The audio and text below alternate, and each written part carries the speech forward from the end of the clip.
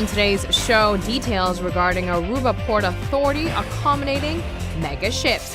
Plus, in lifestyle, we take a look at kids today working with a typewriter. And we discuss with an expert on how women need to promote other women in order for female leaders to be embraced and accepted. 15 on 15 starts right now. Thank you for joining us. I'm Yentl Lieuw. Aruba's cruise ship tourism industry will become an even more prominent power player when it comes to generating income for the island. Reason being, Aruba Port Authority is working on being able to accommodate megaships. Currently, the island can only offer services to cruise ships that are of a certain size. The goal of APA is to invest and improve its infrastructure in order to do business with all ships on the sea.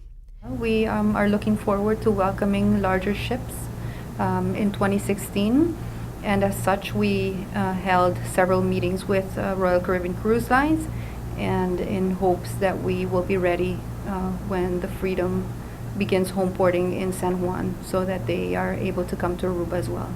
Internationally speaking, the cruise ship industry in general is moving towards constructing bigger ships. The big ships are now in demand, therefore Aruba needs to remain competitive and be an option for the cruise lines to stop over with these upcoming ships.